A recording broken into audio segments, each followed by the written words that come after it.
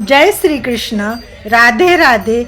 जय श्रीमद् भागवत महापुराण की। आइए आज हम श्रीमद् भागवत महापुराण सुख सागर कथा के तीसरे अध्याय को प्रारंभ करेंगे। श्री गणेशाय नमः। सनत कुमार जी ने कहा, हे नारद, आपका प्रश्न अत्यंत सुंदर है।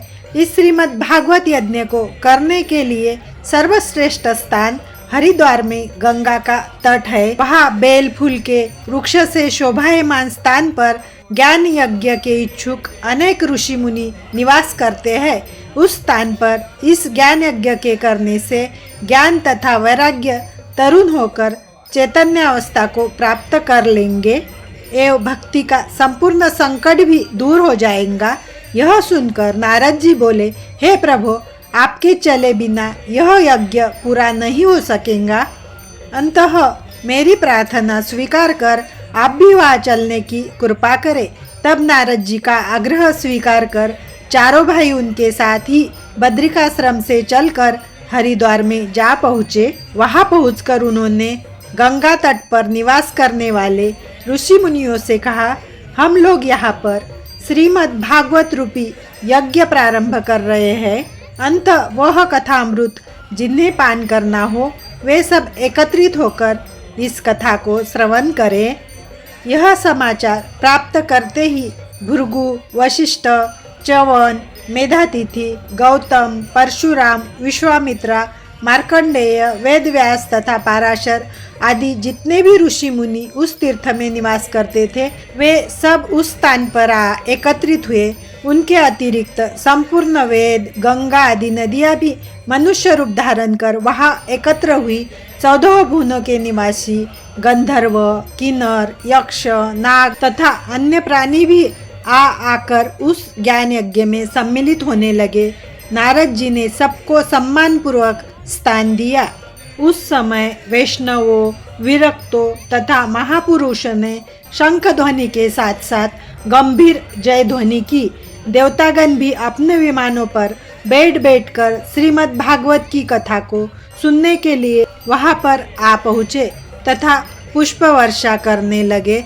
उस समय सब लोग यह आशा लगाए बैठे थे कि देखे श्री सनकादि तथा श्री नारद जी परब्रह्म परमेश्वर के किस चरित्र की कथा का वर्णन करते हैं।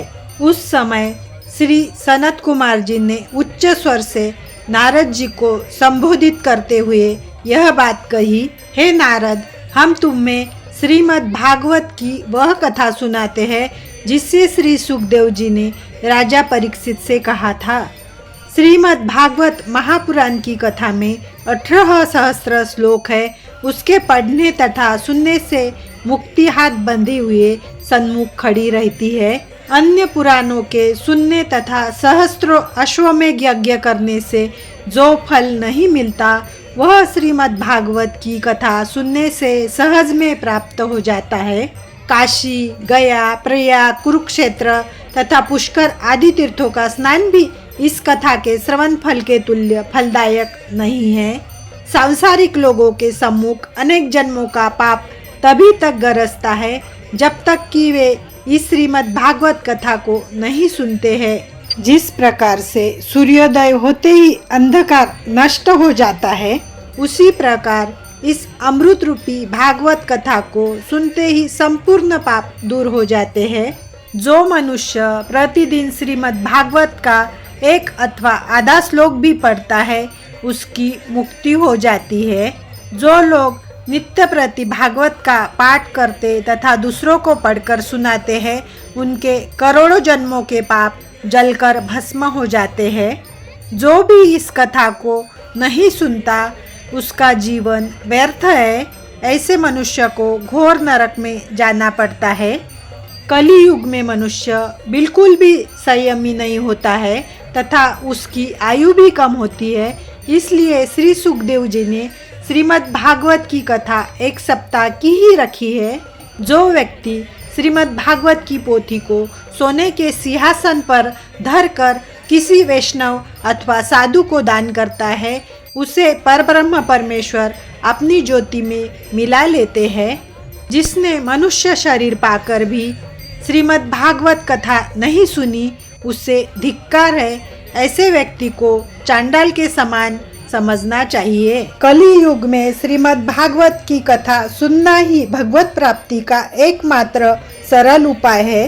कली युग में मनुष्य से यज्ञ, तप, दान तथा धर्म नहीं होता, क्योंकि उसका मन इसमें बिल्कुल भी नहीं लगता है।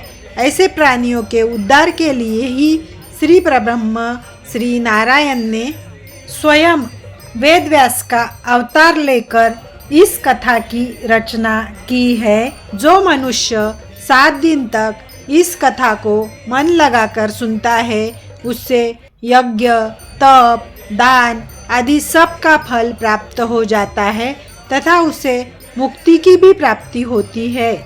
श्रीमद् भागवत के 11 स्कंद में वर्णित ज्ञान को भगवान श्री कृष्ण के मुख से सुनने के पश्चात उद्धव ने जब यह जाना कि कलयुग प्रारंभ हो रहा है, तब उसने भगवान श्याम सुंदर के चरण कमलों का ध्यान धरकर प्रार्थना की, हे मुरली मनोहर, आप तो वैकुंठ धाम को प्रस्थान करेंगे, तो आपके बाद इन सांसारिक प्राणियों का उद्धार कैसे होगा?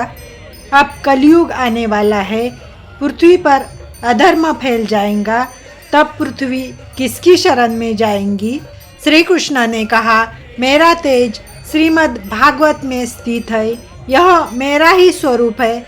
जो मनुष्य श्रद्धापूर्वक श्रीमद् भागवत का पठन अथवा श्रवण करेंगे, उसे अपने हृदय में मेरे दर्शन प्राप्त होंगे। इसे सुनने से सभी पाप दूर हो जाते हैं। कली युग में यही कथा धर्म, अर्थ, काम और मोक्ष देंगी। त्रिभुवनपति ने उद्धव से कहा, हे उद्धव, तुम अभी बद्रिकाश्रम के लिए प्रस्थान करो, जिससे तुम्हारी मुक्ति हो जाए। इतना कहकर भगवान अपने लोक में चले गए। सूत बोले, भगवान के मुंह से यह सुनकर उद्धव को बड़ी प्रसन्नता हुई।